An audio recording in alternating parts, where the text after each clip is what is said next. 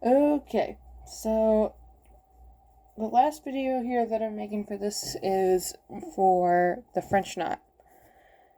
And the French knot is probably on your list of techniques. It's probably the most difficult. It's not hard. It's just the most involved, I guess. And I'm going to warn you right now, I don't know how this video is going to go because it might be kind of hard to see exactly what I'm doing. This one, I know that there are good videos of how to do a French knot online just because it's something that people kind of have problems with sometimes, especially when they're first starting out. Once you get to the hang of it, it's like you don't even notice that you're doing it.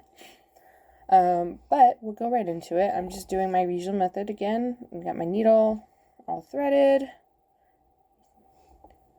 Got a knot at the end. I'm not going to do the little anchoring that we did before, just because it's harder to cover with a French knot, so I'm just going to do it the normal way.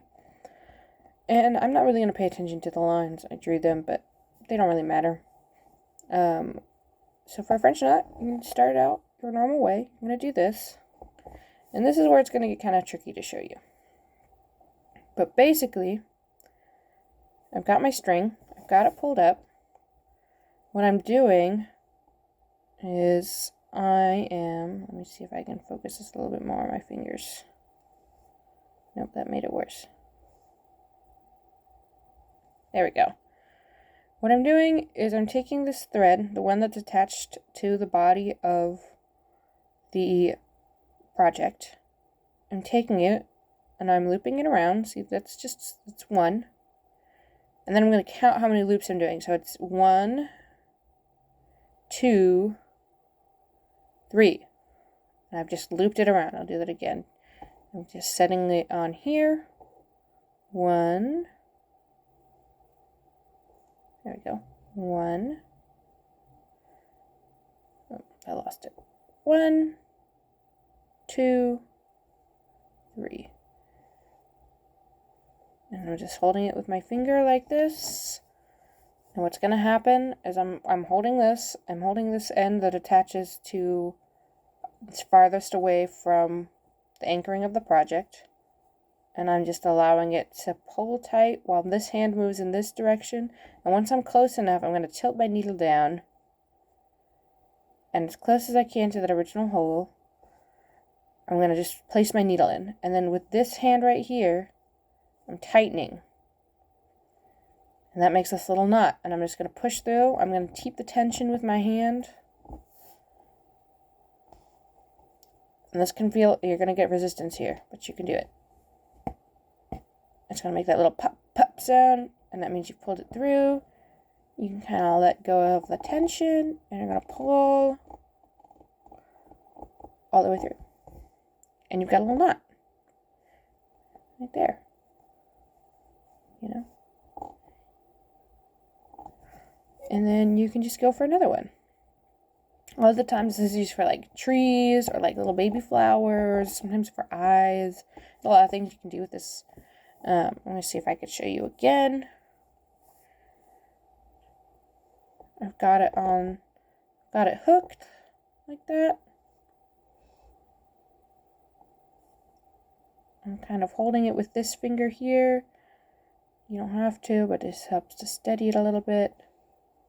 And then I'm looping once, 2, that makes 3 actually. The first little one where you lay it on there is the first one.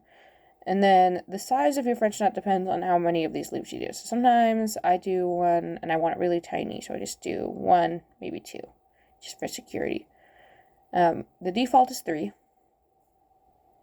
But you can do 4 sometimes or 5. Once you get past there, it kind of ends up stacking really weirdly. I'm going to go with 4. So I've got it here. I just stabbed myself.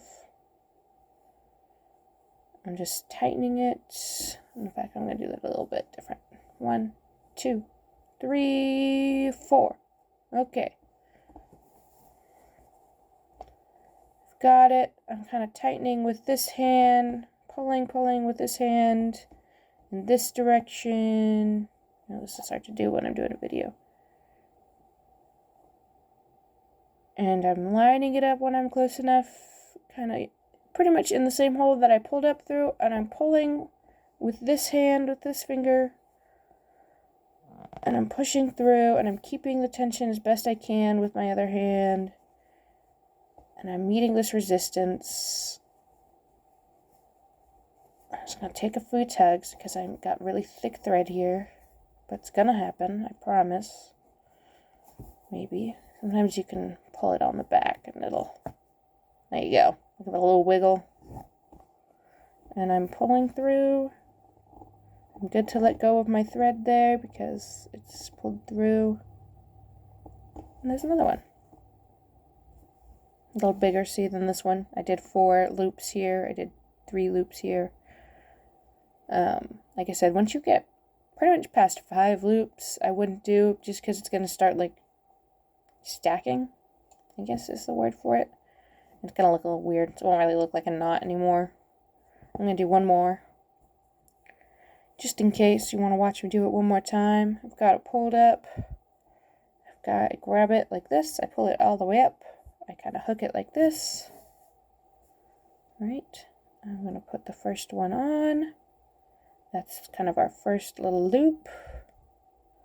I'm going to go 1, 2, 3. We'll do 3 again. Since that's the standard. That's what I would do if I was you, if I was just doing it for the first time. I'm pulling with this hand, and I'm pulling in the other direction with this hand. Kind of using this finger to make sure the knot stays out of my way. And I'm guiding everything, the point of the needle, to right where my thread picked up. You can get as close as you can. It doesn't have to be exact. I'm pulling. Once I've pushed my head of my needle through the fabric, I'm pulling with this hand in one direction. I'm pulling with this hand in the other direction to keep the tension.